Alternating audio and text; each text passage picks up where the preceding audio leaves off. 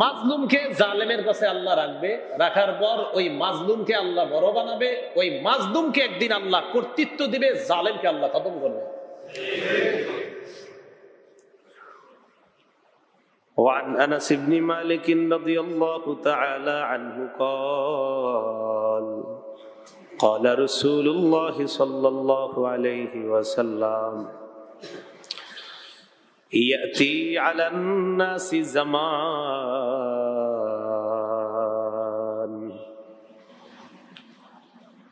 الصابر فيهم على دينه كالقابض على الجام أو كما قال عليه الصلاة والسلام اللهم صل على محمد وعلى آل محمد كما صليت على إبراهيم وعلى آل إبراهيم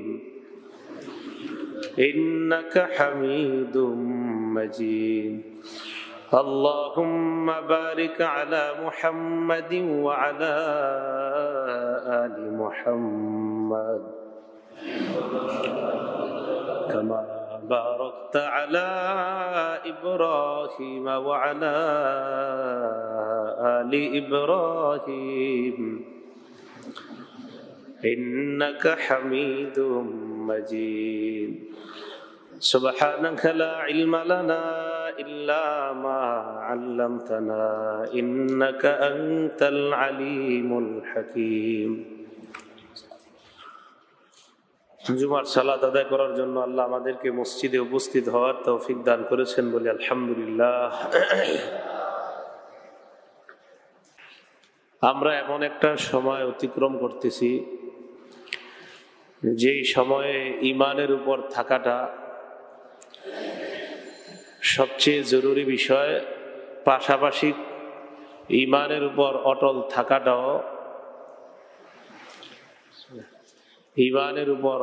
থাকাটাও তখন একটা চ্যালেঞ্জিং বিষয়। রাসূলুল্লাহ সাল্লাল্লাহু আলাইহি ওয়াসাল্লাম এই সময়টার ব্যাপারে আমাদেরকে সতর্ক করে দিয়েছেন। নবীজি সাল্লাল্লাহু আলাইহি ওয়াসাল্লাম আবু দাউদ শরীফের 4341 নম্বর হাদিসের বর্ণনা, রাসূলুল্লাহ সাল্লাল্লাহু আলাইহি ওয়াসাল্লাম সাহাবীদেরকে সতর্ক করে দিয়েছেন। সাহাবাদেরকে নবীজি বলেছেন, ইন্না মিন ওয়ারাইকুম আইয়ামাস সাবরি আস-সাবরু ফীহি মিসলু কবজিন আলাল জাম। তোমাদের পরে এমন একটা সময় আসবে যে যুগটা হলো আইয়ামাস সাবর, সবরের যুগ, ধৈর্য ধারণের যুগ। তো এই কথা বলার পর রাসূল সাল্লাল্লাহু আলাইহি ওয়াসাল্লাম বলেন, আবু দাউদে একাধিক বর্ণনা আছে এইসব বিষয়ে, 4341, 4342, 4343 এই হাদিসগুলা আখিরি জামানার কিছু সতর্ক বার্তা আছে এগুলোর মধ্যে। নবীজি বললেন, তোমাদের পরে একটা যুগ আসবে ধৈর্যের যুগ, যেই সময় ধৈর্য ধারণ করা, ওই সময় ধৈর্য ধারণ করা আস-সাবরু ফীহি কাল কবজি আলাল জাম, জ্বলন্ত অঙ্গার মুষ্টিবদ্ধ করে রাখা, এর চাইতে আরো কষ্টকর হলো ঈমানের উপর ধৈর্য ধারণ করা। রাসূল সাল্লাল্লাহু আলাইহি ওয়াসাল্লাম এই অংশ বলার পর নবীজি সাল্লাল্লাহু আলাইহি ওয়াসাল্লাম বললেন, লিল আমিলি ফীহিম মিসলু আজরি 50 রাজুলা ইয়ামালুনা মিসলা আমালি। এই সময়ে একটা আমল করা 50 জন আমল করলে যেই সওয়াব, আপনার একজনকে আল্লাহ এই সওয়াব দান করবে। এক সাহাবী প্রশ্ন করলেন, ইয়া রাসূলুল্লাহ আজরু 50 মিনহুম, হুজুর এই 50 জন কি তাদের 50 জন, মানে এই যে আমরা বেঁচে আছি আমাদের মাঝে 50 জন? রাসূলুল্লাহ সাল্লাল্লাহু আলাইহি সাল্লাম বললেন, আজরু 50 মিনকুম, তাদের 50 জন নাই যে তোমরা সাহাবা, তোমাদের 50 জনের সওয়াব আমার ওই উম্মতকে আল্লাহ দান করবেন। এইটা হলো ওই যুগে আমরা আছি। তিরমিজি শরীফের 2260 নম্বর হাদিস, 2260। عن أنس بن مالك رضي الله تعالى عنه قال قال رسول الله صلى الله عليه وسلم আনাস ইবনে মালিক রাদিয়াল্লাহু তাআলা আনহুর বর্ণনা, আল্লাহ নবী বলেন, ইয়াতি আলান নাসি জামান, মানুষের উপর এমন একটা সময় আসবে, এমন একটা যুগ আসবে, আস-সাবিরু ফীহিম আলা দীনিহি কাল কাবিজি আলাল জাম, যে সময়টার মধ্যে ধর্মের উপর অটল থাকা জ্বলন্ত অঙ্গার মুষ্টিবদ্ধ করে রাখা ব্যক্তির মতো কঠিন হয়ে যাবে। হাতে আগুন রাখা অনেক কঠিন। রাসূল সাল্লাল্লাহু আলাইহি সাল্লাম বললেন, ওই সময় ঈমান রাখাটা অনেক কঠিন হয়ে যাবে। আল্লাহ আমাদের সকলের ঈমানগুলা যেন আমরা মরণ পর্যন্ত ধরে রেখে ঈমান নিয়ে মরতে পারি, আল্লাহ তৌফিক দান করেন।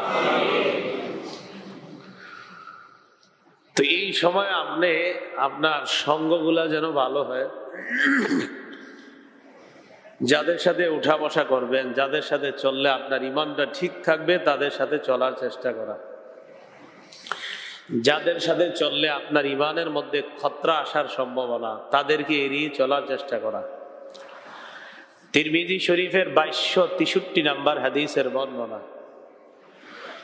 এই হাদিসের মধ্যে আসছে, আন আবি হুরায়রা রাদিয়াল্লাহু তাআলা আনহু قال قال رسول الله صلى الله عليه وسلم ألا أخبركم بخيركم من شركم। রাসূলুল্লাহ সাল্লাল্লাহু আলাইহি সাল্লাম বলেন, আমি কি তোমাদেরকে তোমাদের মাঝে সবচেয়ে ভালো ব্যক্তিকে আর সবচেয়ে খারাপ ব্যক্তিকে এটা বলবো না? এই কথা বলার পর ফাসাকাতু, সাহাবারা সবাই চুপ হয়ে আছে, কেউ কোনো জবাব দেয় না। নবীজি সাল্লাল্লাহু আলাইহি ওয়াসাল্লাম ক্বালা সালাসা মাররাত, কথাটা 3 বার বললেন।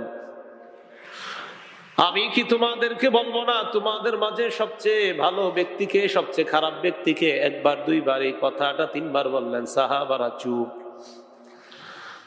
فقال رجل يا رسول الله أخبرنا بخيرنا من شرنا। এক ব্যক্তি সাহস করে বললেন, ইয়া রাসূলুল্লাহ, আপনি আমাদেরকে জানায় দেন আমাদের মাঝে সবচেয়ে ভালো ব্যক্তিকে আর সবচেয়ে খারাপ ব্যক্তিকে। قال رسول الله صلى الله عليه وسلم, নবীজি বললেন, খায়রুকুম মান ইউরজা খায়রুহু ওয়া ইউমানু শাররুহু। কথা মনে রাখবেন, কি করে দেখেন, তোমাদের মাঝে সবচেয়ে ভালো ওই ব্যক্তি যার থেকে ভালো আশা করা যায় এবং যার অনিষ্টতা থেকে বাঁচা যায়, ওই ব্যক্তি সবচেয়ে ভালো। তোমাদের মাঝে ওই ব্যক্তি সবচেয়ে ভালো যার, যেই ব্যক্তির থেকে শুধু ভালোর আশা করা যায়, কখনো তার থেকে অনিষ্টতার আশা করা যায় না, অকল্যাণের আশা করা যায় না। ওয়া শাররুকুম মান লা ইউরজা খায়রুহু, তোমাদের মধ্যে সবচেয়ে খারাপ ওই ব্যক্তি যার থেকে কখনো ভালো আশা করা যায় না। ওয়ালা ইউমানু শাররুহু, যার অনিষ্টতা থেকে কখনো নিরাপদ থাকা যায় না, সে হলো তোমাদের মাঝে সবচেয়ে খারাপ ব্যক্তি। আপনি কিন্তু বুঝবেন, অনেক সময় দেখবেন খারাপ ব্যক্তিরা এমন এমন ভালো কাজ করে করে আপনাকে আবেগী করে তুলতে যাবে। আর আমরাও আবেগে অনেক খারাপ মানুষের খারাপ কাজগুলারে আমরা আবেগে মানে এতটা আবেগ প্রবণ হয়ে যায় আমরা, যে ওই আবেগের কারণে একটা হারাম কাজের মধ্যে ভালো কাজ হওয়াটা, কত সুন্দর কাজ, এই বিষয়গুলোকে আমরা এমন ভাবে সমর্থন করি, যেই সমর্থনের ফলে আপনার ঈমানের মধ্যে খতরা আসার সম্ভাবনা থেকে যাবে। কিন্তু আপনি একটা খারাপ কাজের মধ্যে একটা ভালো কাজ হলেই এই কাজটাকে আপনি আবেগের বশে সমর্থন জানায়া দিবেন, যেটা কশ্চিন কালেও হালাল হওয়ার কোনো সম্ভাবনা নাই, কশ্চিন কালেও না। আর আপনি আবেগে এই হারামটাকে আপনি কিছু চারদিকের ভালো জিনিস দেখে আপনি বাস ফাসেকদের প্রশংসা করা শুরু করে দিলেন। এটা আপনি কতটুকু ইমানের উপর আছেন? রসুল তো বলেই দিয়েছেন এই সময়টা আমার উম্মত ইমানের উপর থাকাটা জ্বলন্ত অঙ্গার মুষ্টিবদ্ধ করে রাখা ব্যক্তির মতো হবে। তো এই জন্য আবেগে যখন মানুষ কোনো হারামের সমর্থন করে, আর যখন এই আবেগে অনেক আলেমদের উপরে অপবাদ ছুড়ে দেয়, আর এরা বুঝে কি বিষয়গুলা, অন্তত আমি কখনো কষ্ট হিসাবে নেই না। কারণ রাসূল সাল্লাল্লাহু আলাইহি সাল্লাম বলছে এমন একটা সময় আসবে যখন মানুষের যে ঈমান নাই এটাও সে বুঝবে না, তার যে ঈমান আছে কিনা এটাই তো সে বুঝবে না। আল্লাহ আমাদেরকে বুঝার তৌফিক দান করুন। অন্তত আপনি নিজের ঈমান নিয়ে যেন নিজে বাঁচতে পারেন। আল্লাহ সবাইকে এককভাবে যেন এই তৌফিকটা দান করেন, আর আমাদের সবাইকে সামগ্রিকভাবেও যেন তৌফিক দান করেন। নিজের ঈমান বাঁচান, নিজের ঈমানটা বাঁচান। এই যুগে না এত কথা শুনতে যায় না এদিক সেদিক। আপনাকে আবেগে শয়তান অনেক খারাপ জিনিসকে ভালোভাবে আপনার সামনে মোহনীয় করে তুলবে। এটা তো কোরআনে আছে ভাই, ওয়াজাইয়ানা লাহুমুশ শাইতানু আমালাহুম। শয়তান তাদের কর্মকে মোহনীয় করে তাদের সামনে উপস্থাপন করে আকর্ষণীয় ভাবে। শয়তানি কর্মকাণ্ডগুলোর মধ্যে কিছু ভালো কাজ ঢুকিয়ে দিয়ে আপনাকে আমাকে চেষ্টা করবে ধোঁকা দেওয়ার। দেখছো কত ভালো কাজ, এরপরে তো সব হারাম হচ্ছে। তো বলছিলাম এই যুগে ঈমান নিয়ে কবরে যাওয়াটা ভাই, এটা আপনি নিজেই, আমি তো বলছি না আপনি আমার হাজারো বিরোধিতা করেন সমস্যা না, কিন্তু আমি আপনাকে বলছি প্রত্যেককে আপনি আপনার ঈমানটা না ঠিক রাখার চেষ্টা করেন। আমি আমারও বলছি আমিও যেন আমার ঈমানটা ঠিক রাখতে পারি, আমিও চেষ্টা করি। প্রত্যেকেই চেষ্টা করেন যে এমন কোনো কাজের সমর্থন না করা, এমন কোনো কথায় কর্ণপাত না করা যার কারণে আমার ঈমান চলে যায়, এইগুলার দিকে কর্ণপাত না করা। আল্লাহ বুঝার তৌফিক দান করেন। আপনাদের সামনে সূরা কসসের কয়েকটা আয়াত তেলাওয়াত করলাম। ফেরাউন দুর্বল, যারা দুর্বলদেরকে মিশর দেশের মধ্যে সে বিভিন্ন দলে বিভক্ত করলো। খুব মনোযোগ দিয়ে শুনবেন, শেষের দিকের একটা কথা বোঝানোর জন্য লম্বা একটা ঘটনা টানতে হবে ফেরাউনের। আল্লাহ পাক রব্বুল আলামিন বলেন, ইন্না ফিরআউনা আলা ফিল আরদি ওয়া জাআলা আহলাহা শিয়াআ। নিশ্চয়ই ফেরাউন মিশরে উদ্ধত হয়েছিল, অহংকারী হয়ে গিয়েছে। ওয়া জাআলা আহলাহা শিয়াআ, মিশরের মানুষগুলোকে ফেরাউন বিভিন্ন দলে বিভক্ত করেছে। ইয়াস্তাযইফু তাইফাতাম মিনহুম, তাদের মধ্যে যারা দুর্বল তাদেরকে ফেরাউন একদলকে দুর্বল করে রাখছে, তাদের মধ্যে একদলকে ফেরাউন দুর্বল বানায় রাখছে। আমি যা বলবো তাই শুনতে হবে। ফেরাউনের একদলকে দুর্বল বানাইছে, বাস আমার হুকুম চলবে তোমাদের উপর, আমার কথা মতো উঠতে হবে বসতে হবে। এতটা অহংকারী হয়ে গেছে, কেউ কিছু বলতে পারবে না। ইউযাব্বিহু আবনাআহুম ওয়া ইস্তাহয়ী নিসাআহুম, স্বপ্ন দেখছে বাইতুল মুকাদ্দাস থেকে একটা আগুন বের হয়ে ফেরাউনের বংশধর সবার ঘরের মধ্যে প্রবেশ করছে, বনি ইসরাইলের কারো ঘরে ঢুকে না। গণকরা ব্যাখ্যা দিয়ে দিচ্ছে বনি ইসরাইলের একজন আসবে, আসার পর আপনার রাজত্ব খতম করবে। ফেরাউন টেনশনে পড়ে যায়, আমার রাজত্ব খতম করবে বনি ইসরাইলের আবার কেউ, আমি যাদেরকে দুর্বল করে রাখছি তারা নাকি আমার রাজত্ব খতম করবে। এইটা কেমন কথা? ইউযাব্বিহু আবনাআহুম, ভয়ে ভয়ে যত ছেলে জন্মগ্রহণ করে সবাইরে জবাই করা শুরু করছে। এর ক্ষমতা যাতে কোনোদিনও না যায়। মাঝে মাঝে মানুষ ক্ষমতায় অন্ধ হয়ে যায়, এতটা অন্ধ হয় মানে ফেরাউন এমন হয়ে গেছে যে খোদা তো আমি, আমার রাজত্ব আমার ছিনায় নিবে এরকম কে আছে? তো কোনো ছেলে আমার রাজত্ব নিয়ে নিবে, বাস এই ছেলেগুলারে দুনিয়াতে আসতে না দিলেই তো হয়। যারা আসে জবাই, আসে জবাই। ওয়াস্তাহয়ী নিসাআহুম, নারীদেরকে বন্দী করে রাখে, দাসী বানায় রাখে। ইন্নাহু কানা মিনাল মুফসিদিন, আল্লাহ বলেন ফেরাউন ফাসাদ সৃষ্টিকারীদের অন্তর্ভুক্ত। নিরীহ মানুষকে দুর্বল বানায় রাখা, মানুষকে জুলুমের শিকারের মধ্যে রাখা এটা ফাসাদ। বলেন এটা কি ফাসাদ? এবার আল্লাহ কি বলে দেখেন, ওয়ানুরিদু আন নামুন্না আলাল্লাযীনা ইসতুদঈফু ফিল আরদ। এই আয়াত থেকে আমি আপনি আমাদের সবার শিক্ষা নেওয়া দরকার। যাদেরকে দুর্বল করে রাখা হয়েছে আমি তাদেরকে চাইলাম অনুগ্রহ করতে চাইলাম। দোকানে একজন কর্মচারী আছে আপনার, বেচারা কোনো অপরাধ করে না, শুধু শুধু কিছুদিন পর পর বেতনের দেওয়ার সময় আসলেই খালি অপবাদ তুলে দেন। কি সময় বেতন দিবেন আর কি, তখন হের অপরাধের শেষ থাকে না। 29 তারিখ পর্যন্ত সব ঠিক, 30 তারিখের পর থেকে অপরাধ প্রবণতা কিছু ধরা পড়ে, 5 তারিখের মধ্যে অপরাধগুলা বাড়তে থাকে, এরপরে আপনার অনেক দূর ত্রুটি বের হয়ে আবার এটা 10 তারিখের পরে অপরাধ কমে যায়, আবার বেচারা কি করবে, গরিব মানুষ দোকানে থাকে। আল্লাহ বলেন যারা দুর্বল আমি চাইলে আমি তাদেরকে অনুগ্রহ করতে পারি। এমনও হতে পারে ওর দোকানের কর্মচারী আল্লাহ আপনাকে বানাবে। দেখেন কি বলে আল্লাহ, ওয়ানুরিদু আন নামুন্না আলাল্লাযীনা ইসতুদঈফু ফিল আরদ। যাদেরকে দুর্বল করে রাখা হয়েছে আমি চাইলাম তাদের উপর অনুগ্রহ করতে। ওয়ানাজআলাহুম আইম্মা, তাদেরকে আমি নেতা বানাইতে চাইলাম। ফেরাউন নেতৃত্বে আছে এখন, এই ফেরাউন নেতৃত্বের কারণে যাদের উপর জুলুম করতেছে আমি আল্লাহ চাইলাম ওই মাজলুমদেরকে নেতা বানাবো, মাজলুমকে নেতা বানাবো। ওয়ানাজআলাহুমুল ওয়ারিসিন, যাদেরকে দুর্বল করে রাখা হয়েছে, যাদের থেকে খেদমত নেয়, যাদের থেকে সেবা নেয়, আমি আল্লাহ চাইলাম এই সব সম্পদের উত্তরাধিকার তাদেরকে বানাবো। তাহলে আমার অনেক সম্পদ, আল্লাহ চাইলে কিন্তু আমার এই সম্পদের মালিক আরেকজনকে হালাল পন্থায় আল্লাহ বানায় দিতে পারবে। হালাল পন্থায় আল্লাহ চাইলে আমার সম্পদ, আমার বাড়ির দারোয়ানকে হালাল পন্থায়, কথাটা বুঝবেন, হালাল পন্থায় আল্লাহ যদি চান ওকে এই সম্পদের মালিক বানায় দিতে পারেন আল্লাহ।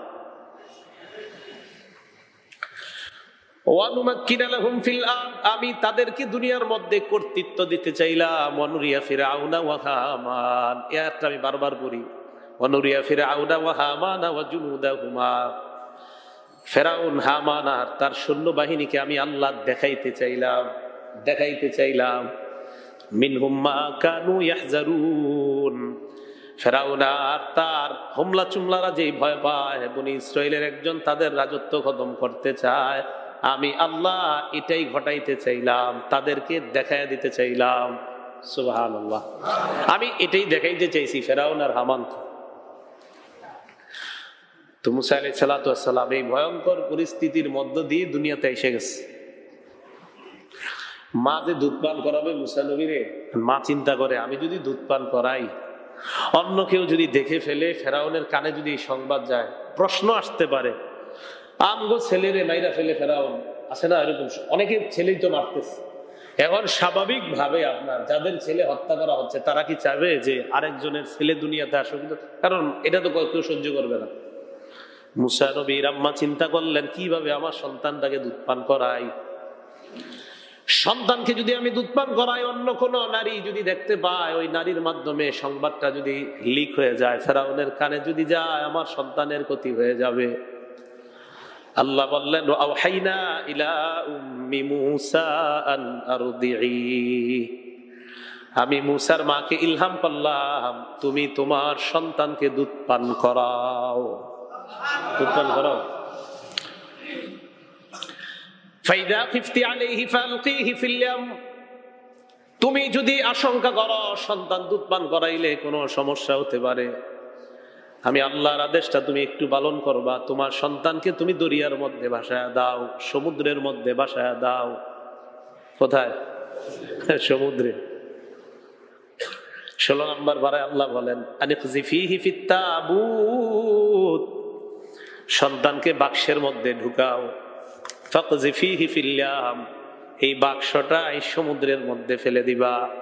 সুন্দর মতো পেঁচাইছে, পেঁচায়া বাক্সটা ভালোভাবে লাগাইছে। কি আজীব বিষয় দেখছেন, সমুদ্রের মধ্যে এটা ছাড়বে। ভিতরে এই সন্তানের সমস্ত নিরাপত্তা দিবে আল্লাহ। যাদের ঘরে কোরআন আছে পইরেন মাঝে মাঝে এগুলা, দেখবেন ইমান বাড়বে।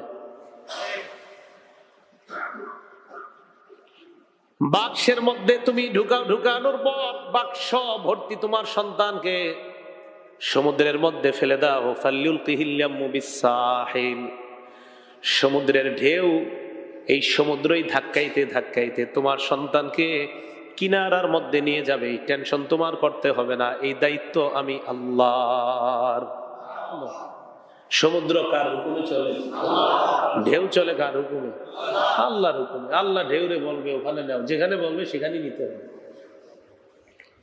মা তো টেনশন তো থাকেই।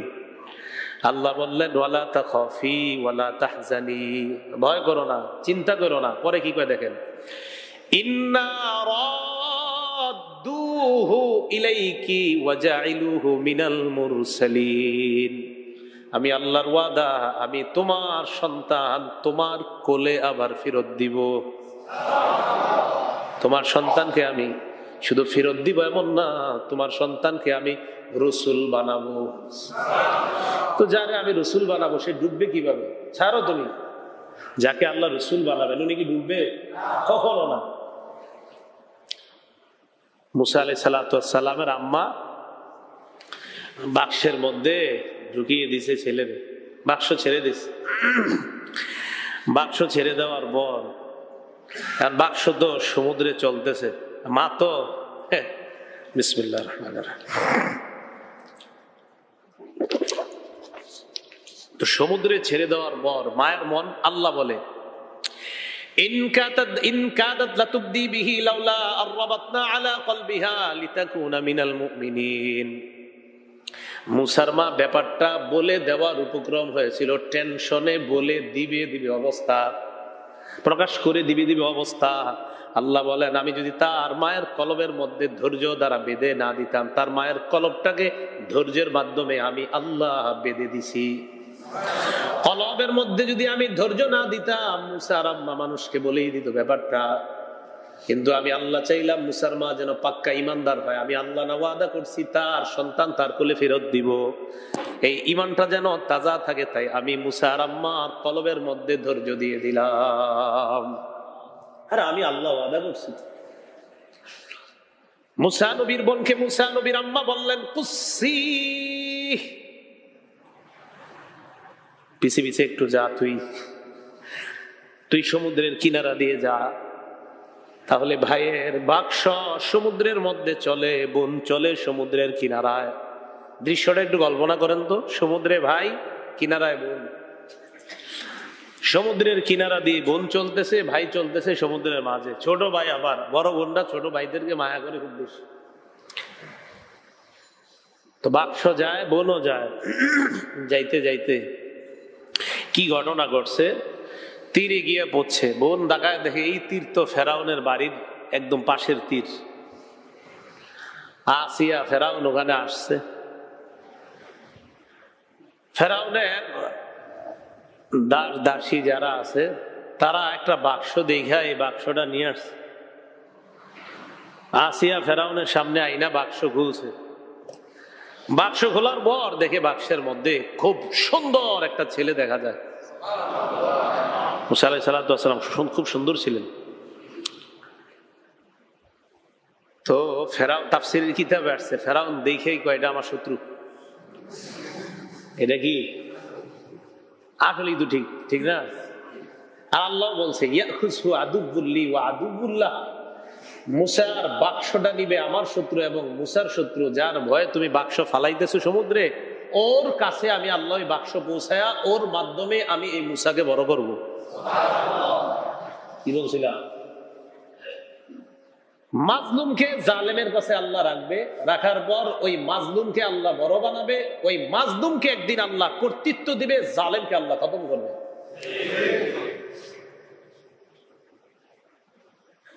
তো মুসা আলাইহিস সালাতু ওয়াস সালাম ওনাকে দেখার পর ফেরাউন কই এটা আমার শত্রু। আসিয়া আপনি যারাই দেখেন তারে শত্রু মনে করেন না, কুররাতু আইনিল লি ওয়া লাক। হ্যাঁ, a comfort of the eye for me and for you. আমার আর আপনার চোখের শীতলতার কারণ হবে এই ছেলেটা, এইটারে মারবেন না। আসিয়ার চোখের শীতলতার কারণ এটা ঠিক আছে, ফেরাউনের তো চোখের শীতলতার কারণ হবে না, কিছুদিন পর ওর জন্য হবে ওর ধ্বংসের কারণ। কিসের কারণ? হুশ থাকেন, হুশ, বড় হুশ। কারো উপরে একটা আঘাত করার আগে খুব হুশ থাকবেন। কবে যে আল্লাহ এনে দিয়ে আপনার রাস্তা করবে আপনি জানেনও না, খুব সতর্ক। তো আল্লাহ পাক রব্বুল আলামিন আসিয়া যখন বলল এই আমার চোখের শীতলতার কারণ হবে, তোমার চোখের শীতলতার কারণ হবে, লা তাকতুলুহু, এই ছেলেটাকে তোমরা হত্যা করবা না। সবচাইতে মিশরের শ্রেষ্ঠ নারী যিনি বর্তমানে ফার্স্ট লেডি যাকে বলেন আপনারা, তিনি বলে দিলেন লা তাকতুলুহু, তাকে তোমরা হত্যা করবা না। আচ্ছা, আইয়ানফানা আও নাত্তাখিদাহু ওয়ালাদা, হতে পারে এই সন্তান আমাদের উপকারে আসবে অথবা আমরা তাকে ছেলে হিসাবে গ্রহণ করব। স্ত্রীর কথা শুনে ফেরাউন বিপদটা মেনে নেয়, বাড়িতে নিয়ে যায়, সবার মাঝে খবর ছড়িয়ে পড়ে ফেরাউনের সন্তান মূসা। এই মূসাকে দুধ পান করানোর জন্য দুগ্ধ দানকারী নারীর প্রয়োজন। অসংখ্য অগণিত দুগ্ধ দানকারী নারী আসছে, আশায় রাজার ছেলের দুধ পান করাইলে টাকা পয়সা তো আর কম পাওয়া যাবে না। আল্লাহ বলেন ওয়াহাররামনা আলাইহিল মারাদিআ মিন ক্বাব, যত দুগ্ধ দানকারিনী নারী আসো কোনো লাভ নাই, আমি আল্লাহ আগে থেকে সবার দুধ মুসার জন্য হারাম করে দিলাম। কেন? কারণ এরে অন্য মেয়ের মহিলারা কেন দুধ পান করাবে, আমি তো ওর মায়ের দুধই তাকে পান করাবো।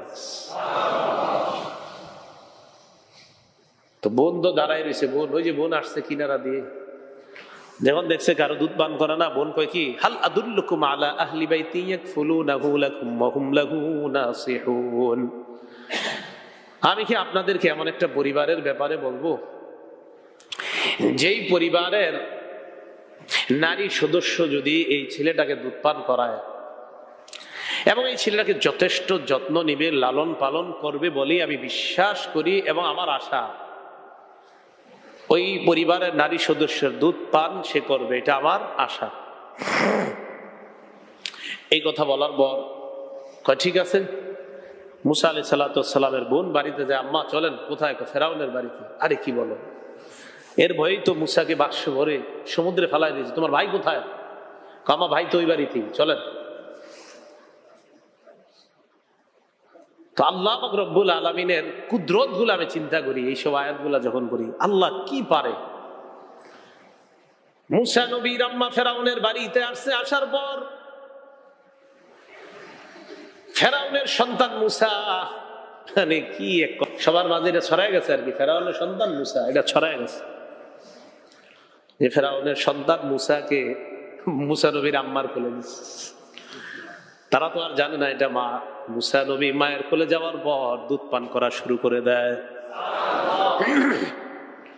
আল্লাহ বলেন ফারাদাদনাহু ইলা উম্মিহি কাই তাকাররা আইনুহা, মুসার মাকে আগে আমি আল্লাহ বলেছিলাম তোমার কোলে ফিরিয়ে দিব। এই আয়াতে আল্লাহ বলেন ফারাদাদনাহু ইলা উম্মিহি, আমি অলরেডি মায়ের কোলে মায়ের সন্তানকে ফিরিয়ে দিলাম। এখানে বলছে রাদাদনাহু, আমি ফিরিয়ে দিলাম, আগে বলছে ফিরিয়ে দিব, আর আল্লাহ বলে এই যে অলরেডি ফিরিয়ে দিলাম, নাও। ফেরাউন কয় ছেলেটাকে তুমি দুধ পান করাবা, বেতন টেতন যা আছে সব তোমার বাসায় চলে যাবে। নিয়ে গেছে। তো ওই সময় দুধ পান করায় যিনি, তাদেরকে বেতন দেওয়া হতো। আরবে ওই নিয়ম ছিল, নিজের ছেলেরে দুধ পান করায় আবার ফিরি ফিরি বেতনও পায়। তো চিন্তা করেন আল্লাহ পাক রব্বুল আলামিন কত ক্ষমতাধর, আল্লাহর হিকমত, আল্লাহর কৌশল কত চমৎকার। মুসা নবী বড়ইস, ওয়ালাম্মা বালাগা শুদ্দাহু ওয়াস্তাওয়া আতাইনাহু হুকমান ওয়া ইলমান ওয়া কাযালিকা নাজিল মুহসিনিন। মুসা নবী যখন বালেগ হলেন, পরিণত বয়সে উপনীত হয়, আল্লাহ বলেন আতাইনাহু হুকমান ওয়া ইলমা, আমি তাকে জ্ঞান দান করলাম, প্রজ্ঞা দান করলাম। ওয়াকাযালিকা নাজিজিল মুহসিনিন, ভালো মানুষদেরকে আমি আল্লাহ এইভাবে প্রতিদান দেই। কি মানুষ? আমি মুহসিনিনের অনুবাদ করি একদম সহজ সরল, ভালো মানুষ। মুহসিনিন মানে অনুগ্রহশীল, ভালো কাজ যারা করে। বাস আমগো বাংলাদেশি ভাষায় সোজা হিসাব, আল্লাহ কয় ভালো মানুষদেরকে আমি এইভাবে প্রতিদান দিই। ভালো কাজ যারা করবে, আপনি আসলে না ছোট্ট একটা ভালো কাজ করতেছেন, কিন্তু আপনি জানেনও না কোন দিক দিয়ে যে আল্লাহ আপনার প্রতিদান দিবে, এটা আপনার কল্পনায় আসবে না, কিন্তু আল্লাহ আপনাকে প্রতিদান দিবে। ছোট্ট ছোট্ট একটা ভালো কাজ করতেছেন, রাস্তা থেকে একটা কষ্টদায়ক বস্তু সরাইয়া দিচ্ছেন, একটা ইটের টুকরা সরাইয়া দিচ্ছেন, কত বড় বিপদ থেকে যে অন্য দিক দিয়ে আল্লাহ আপনাকে হেফাজত করতে পারে, এটা আপনার কল্পনায় নেই। আমার বান্দা আরেক বান্দা যেন কষ্ট না পায়, এই জন্য ইট সরাইয়া দিচ্ছে, কলার ছুরিকা সরাইয়া দিচ্ছে, কাটা সরাইয়া দিচ্ছে। আমার বান্দা আরেক বান্দার উপর এত দয়া করতে পারে, আমি আল্লাহ সবচেয়ে বড় দয়ালু, তো ওর উপর তো আল্লাহর অনুগ্রহ করবি। মুসা আলাইহিস সালাম দুপুর বেলা বের হয়েছে, যে সময়টা সাধারণত মানুষ অলস থাকে। আপনারা দেখবেন দুপুরে একটা সময় হয়, রিক্সা চালকরাও রিক্সা নিয়ে যাইতে চায় না, যদি বলেন ভাই চলো, ও ভাই খিদা পেটে, যাইতে চায় না। তো একটা সময় আছে বিকাল টাইমটা, আপনার দুপুর টাইমটা, যে সময় সবাই একটু শরীর ছেড়ে দেয়, দেখবেন ঘর থেকে রাস্তাঘাটেও দেখবেন মানুষ কম, এরকম একটা অবস্থা। অফিসেও গিয়ে দেখবেন ওই সময়টা একটু রমরমা থাকে না, ব্যাংক যেখানে যান ওই সময়টা দেখবেন একটু ফাঁকা থাকে, দুপুরে এই যে একটু পরের সময়টা।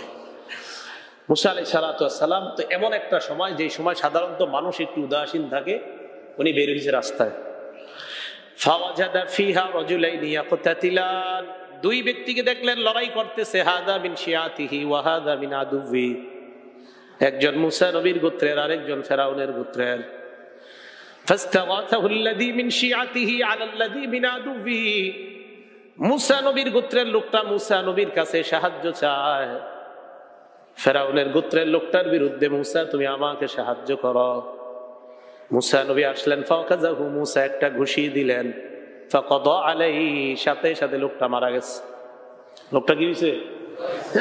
মারা গেছে। আল্লাহ জানে যে কেমন ঘুষি ছিল, হ্যাঁ না মানে এরকম মারা গেল, বিষয়টা কেমন না।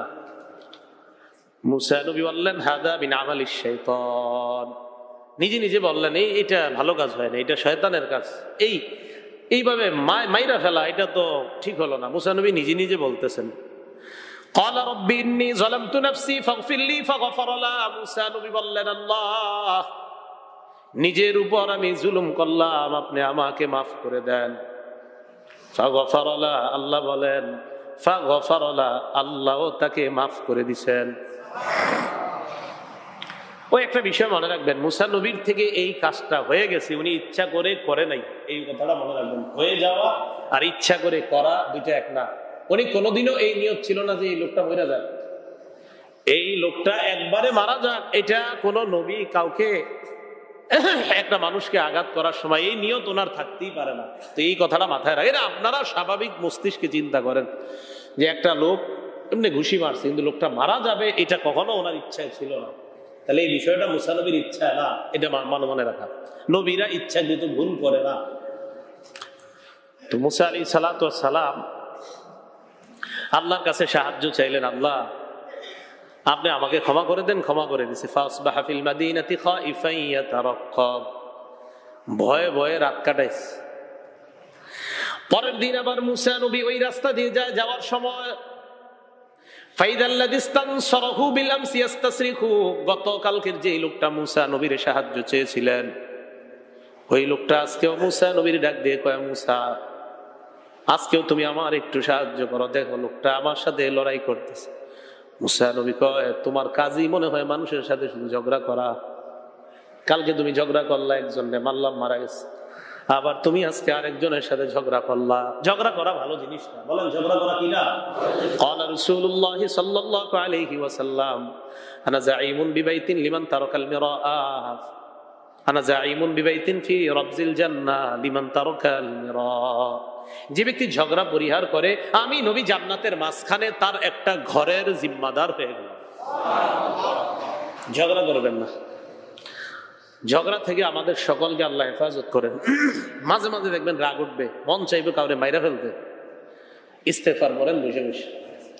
হ্যাঁ, ইস্তেগফার করেন। ঝগড়ায় এমন এমন শব্দ আপনার মুখ দিয়ে বের হয়ে যাবে যে মানে ইমানের খতরা এসে যায়। তুই ঝগড়া না করা, খুব চেষ্টা করা।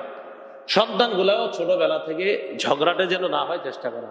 দেখেন, রাগী হওয়া আর ঝগড়া করা একটা মানুষ রাগ হইতে পারে, অনেক অনেক ক্ষেত্রে রাগ হওয়াটা এটা একটা সৌন্দর্যতাও বটে। মুসা আলাইহিস সালাম রাগী ছিলেন, নিঃসন্দেহে একজন নবীর রাগ সৌন্দর্যতা, এটা কখনো খারাপ হতে পারে না।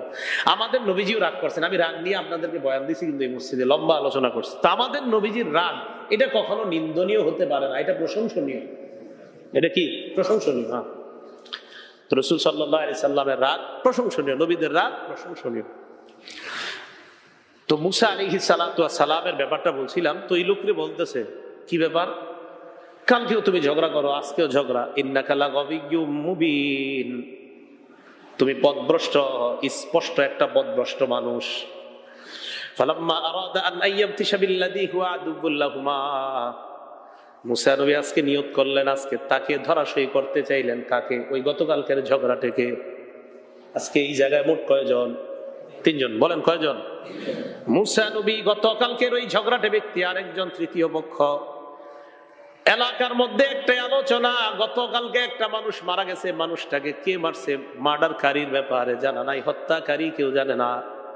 এখন আপনাদের মেধা একটু যাচাই করি, বলেন তো আজকে যে 3 জন, এই 3 জনের মধ্যে হত্যা সম্পর্কে জানে কয়জন? না 2 জন। আরে মুসা নবীও তো জানে। কি মেধার পরীক্ষা দিলেন? হ্যাঁ, আজকে 3 জনের মধ্যে কয়জন জানে? আচ্ছা ঠিক আছে, আপনারা অনেকে বলছেন এই কারণে যে গতকালকের লোকটা। তো যাই হোক, মুসা নবীও জানে আর গতকালকের যিনি ওইটাও জানে, কিন্তু জানে না কে? ওই তৃতীয় লোকটা। মুসা নবী যখন তাকে ধরাশয়ী করতে গেলেন, তো এই লোকটা বলতেছে, আতুরিদু আন তাকতুলানি কামা কাতালতা নাফসাম বিল আমস, তুমি কি আমাকে হত্যা করতে চাও? গতকালকে যেইভাবে একজনকে হত্যা করলা, আজকে কি ওইভাবে আমাকে হত্যা করতে চাও? এখন জানলো কয়জন? এই তো মাশাআল্লাহ, এখন কয়জন জানলো? ওই লোক দৌড়, তার মানে গতকালকের মার্ডারকারী মুসা দৌড়ায় ফেরাউনের বাড়িতে গেছে।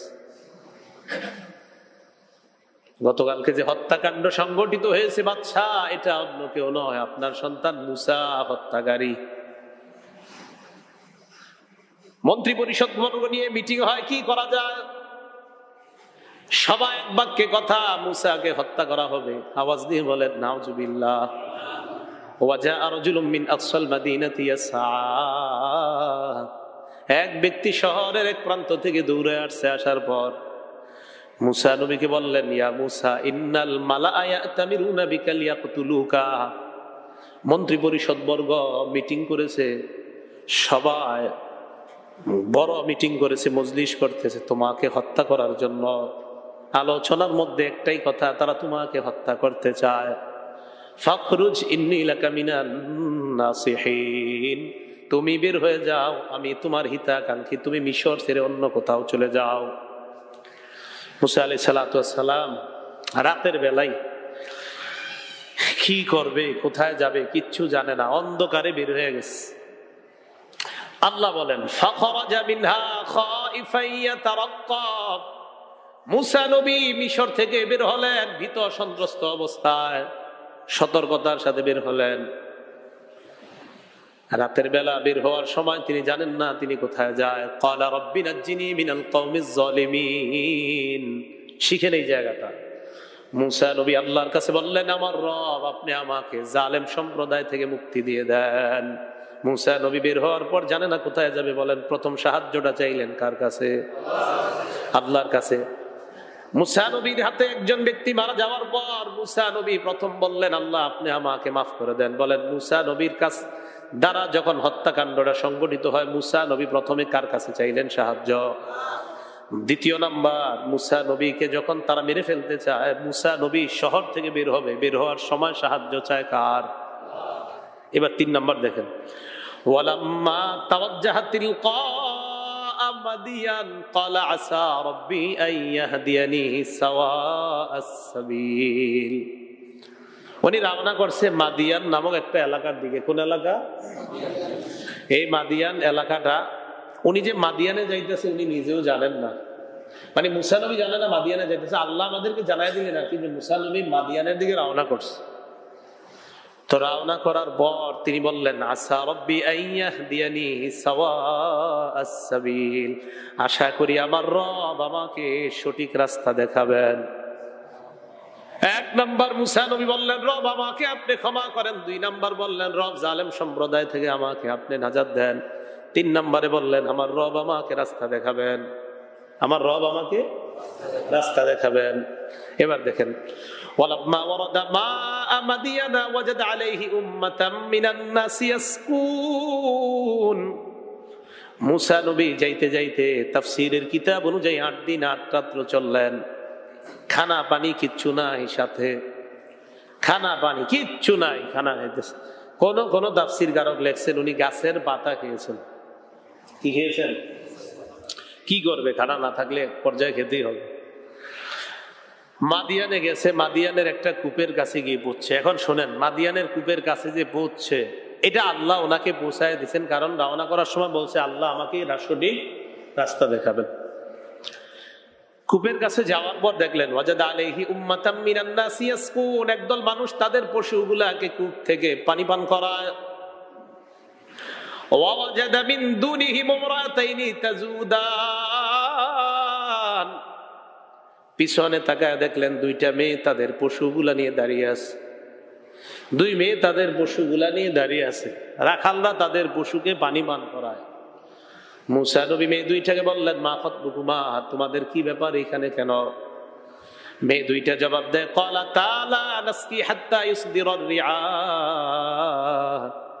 ওয়া আবুনা শাইখুন কাবীর।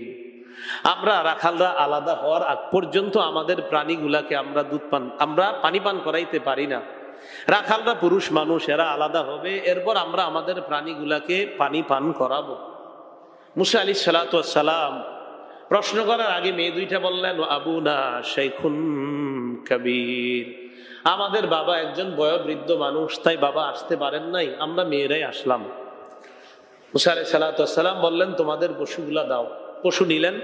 ফাসাকা লাহুমা, মুসা আলাইহিস সালাতু ওয়াস সালাম এই মেয়ে 2জনের হয়ে তাদের পশুগুলাকে পানি পান করায়া দিলেন। সুম্মা তাওয়াল্লা ইলা জিল্লি, গাছের একটা ছায়ার নিকট গিয়ে বসলেন। তাফসীরের ভাষা অনুযায়ী কয়দিন কয় রাত্র পরে? 8 দিন 8 রাত্র গাছের ছায়ায় বৈশা। এবারও দেখেন কি বলে, রব্বি লিমা আনজালতা ইলাইয়া মিন খাইরিন, ক্বালা রব্বি ইন্নী লিমা আনজালতা ইলাইয়া মিন খাইরিন ফাকির। আল্লাহ আপনি আমার কাছে যা পাঠাবেন আমি এটার মুখাপেক্ষী। আপনি যা দিবেন আল্লাহ এটাই আমার দরকার। মানে যা দিবেন মানে খানাও দরকার, সবকিছুই তো দরকার, টাকা পয়সাও নাই, কিচ্ছু নাই। তাহলে বলেন, ওই মুহূর্তে মুসা আলাইহিস সালাতু ওয়াস সালাম বললেন, আল্লাহ আপনি যা পাঠাবেন আমি এটারই মুখাপেক্ষী। 1 নাম্বার বললেন, আমি আল্লাহ আমার অপরাধ হয়ে গেছে, আল্লাহ আমার দ্বারা এটা কি হয়ে গেল, একটা মানুষকে মারলাম, সে আমার দ্বারা হয়ে গেল। বাংলাটা মনে রাখবেন, আমি করে ফেলেছিলাম, নবী ইচ্ছাকৃত ভাবে হত্যা করে নাই, এটা মাথায় রাখবেন। এটা হয়ে গেল আল্লাহ, আমি জুলুম করেছি নিজের উপর, আপনি আমাকে মাফ করেন রব। 2 নম্বরে বললেন, রব আমাকে নাজাত দেন। 3 নম্বরে বললেন, রব আমাকে রাস্তা দেখাবেন।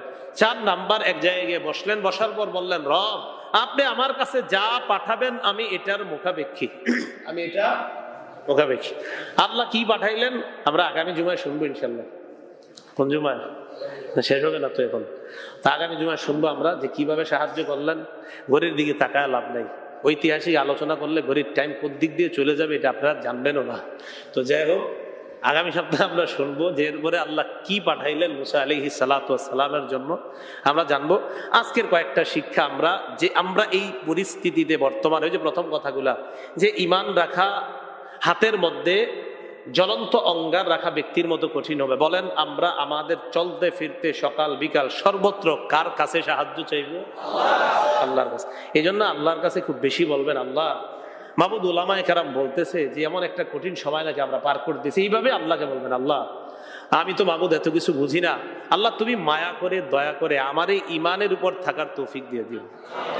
আল্লাহ আমি অজান্তেও যেন ইমানটা না হারিয়ে ফেলি, আল্লাহ জেনে আর অজানা কোন অবস্থাতেই যেন আল্লাহ এমন কাজ এমন কথা আমি না বলি যেটার দ্বারা আমার ইমান চলে যায়। আল্লাহরে খুব বেশি বেশি বলবেন, ইনশাল্লাহ আল্লাহ আপনাকে ইমানের উপর অটল রাখবেন।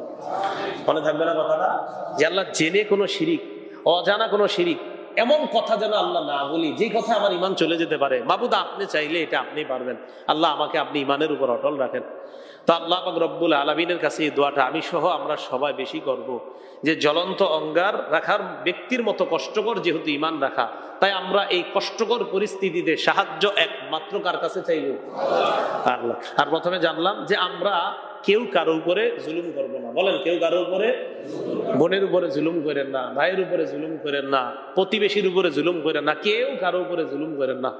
আল্লাহ আমাদের সকলকে আমরা খুব বেশি যেন আল্লাহমুখী হতে পারি, রবমুখী হতে পারি, আল্লাহ তৌফিক দান করেন। আমিন ওয়া আখিরু দাওয়ানা আলহামদুলিল্লাহি রাব্বিল আলামিন। 4 রাকাত কবুল।